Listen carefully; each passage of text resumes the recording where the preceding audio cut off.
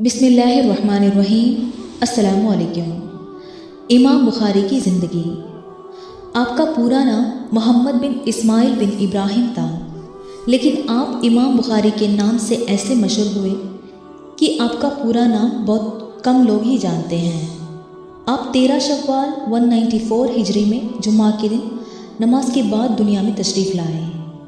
بچپن میں ہی آپ کی آنکھوں کی روشنی چلی گئی تھی۔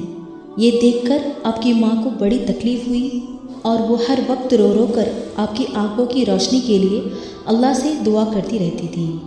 ایسے غمگین ماحول میں ایک دن ایک بڑا چمتکار ہو گیا، جس سے ایک رات میں آپ کی قسمت کا تارا چمک گیا۔ حضرت ابراہیم علیہ السلام آپ کی ماں کے خواب میں تشریف لائے اور فرمایا، اللہ پاک نے تیری دعا قبول فرما لی اور تیرے بیٹے کی آنکھوں میں روشنی عطا فرما دی ہے۔ جب آپ کی والدہ صبح نیند سے جاگی تو دیکھا کہ واقعی میں آپ کے بیٹے امام بخاری کی آنکھوں میں روشنی آ چکی تھی۔ حضرت امام بخاری کو بچپن سے ہی حدیث یاد کرنے کا بڑا شوق تھا۔ یہ دیکھ کر آپ کی ماں نے آپ کو حدیثوں کا پاٹھ پڑھانا شروع کر دیا۔ 10 سال کی عمر میں آپ اس قدر ماہر ہو چکے تھے کہ جو بھی حدیثیں سنتے انہیں منہ زبانی یاد فرما لیا کرتے تھے۔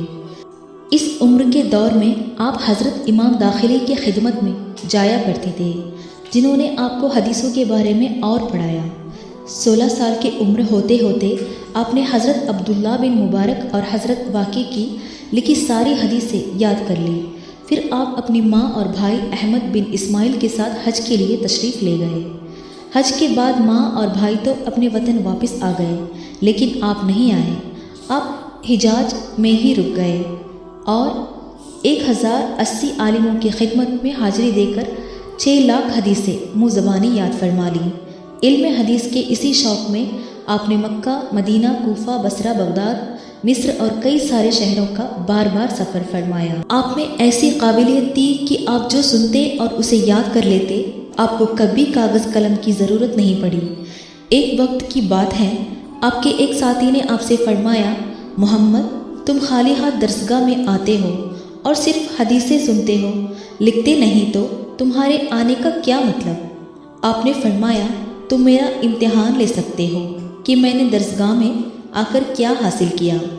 اس دوران آپ نے جو 1500 حدیثیں وہاں سنی تھی، آپ نے وہ ساری حدیثیں ایک ایک کر کے آپ کے ساتھی کو سنانا شروع کر دی، تو وہ اور آس پاس موجود لوگ آپ کی یادداشت دیکھ کر دنگ رہ گئے۔ یہاں تک آپ کی ساری حدیثیں سن کر آس پاس موجود لوگوں نے اپنی لکھی غلطیاں سدھار لیں۔